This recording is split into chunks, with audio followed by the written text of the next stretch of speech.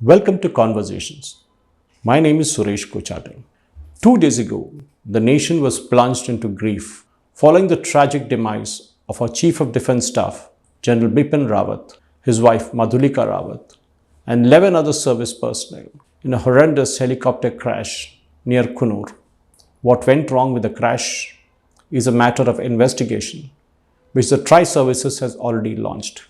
But what is more important for us to understand is a legacy that General Rawat leaves behind. Why is it that the nation unitedly was in grief at the loss of a general who kind of motivated us, persuaded us, and even took us to greater heights in the 2.5 years that he was in service? General Rawat was a man of exceptional talent. Everybody knew that from the time he graduated from NDA. But what is more important is his exceptional ability to think and strategize and get things done. That is what is most important. For example, General Rawat was given the primary target of integrating the three services: the Indian Army, the Indian Air Force, and the Indian Navy. This is not a mean task, because getting these three individual services into one single command, one theater of operations that we have across the country, is a big challenge. The need was felt during the Kargil War, when the three services, of course the Navy was not involved in that much, but the Indian Air Force and the Indian Army had a difference of opinion, a kind of lack of coordination during the peak of the Kargil War. It was then that the government put up a committee which went into this and suggested that we should have a Chief of Defence Staff who kind of overarches and provides a covering for the three services so that they can act in unison. That move was formalized in 2019 by Narendra Modi government. In fact, the Prime Minister resolutely believed in General Rawat, which is why you saw the sadness on his face when the news of General Rawat passing away came in. As the country gets set to have a new Chief of Defence Staff, one needs to understand what General Rawat leaves behind. He has an unfinished agenda, a task that needs to be taken up by the next CDS. Things are not that simple. The integration of the three services were already underway, but there are a lot of loopholes, a lot of things to be done at the lower level. Things need to be set right to ensure that we have a unified command in tomorrow's war. Because tomorrow's war is not a conventional warfare. As General Rawat often spoke about, we are fighting a 2.5 front war: Pakistan, China, and our internal enemies. The internal ones are more dangerous. Of course, that will be dealt with in a similar manner later. What is more important is also the modernization that General Rawat brought in with a sense of purpose.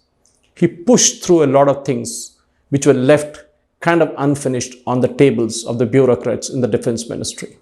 Retired and serving officers of the three services will tell you horrible stories of how the bureaucracy in the Defence Ministry have blocked many deals, have stopped many good things from happening. But the Narendra Modi government has cut through the red tape. And the appointment of CDS in 2019 was a pointer in that direction. The Chief of Defence Staff had to be such an awesome personality that he, of course she at a later stage, maybe a few years from now, will have actually got to bring these all elements, the disparate elements in different forms, together onto the same table. The modernization of the ordnance factories and its integration into smaller units by bringing together all the big ones into one single operational command was again a big thing.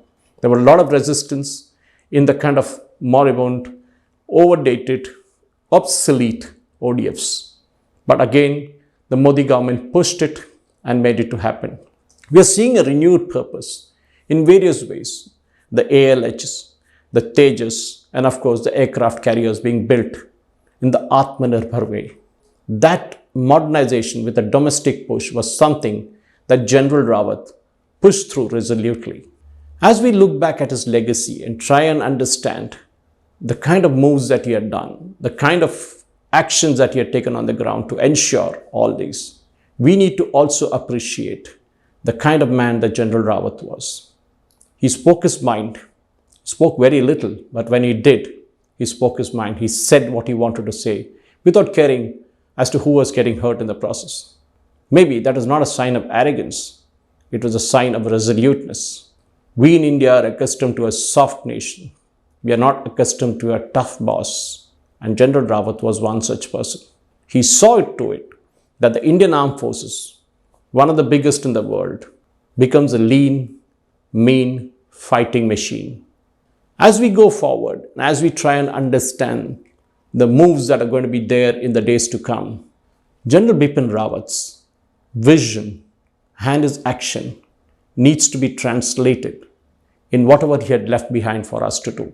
The new Chief of Defence Staff will have a lot in his plate to fulfill. And hopefully, the nation will get to see a lot more in the days to come. Thank you for watching.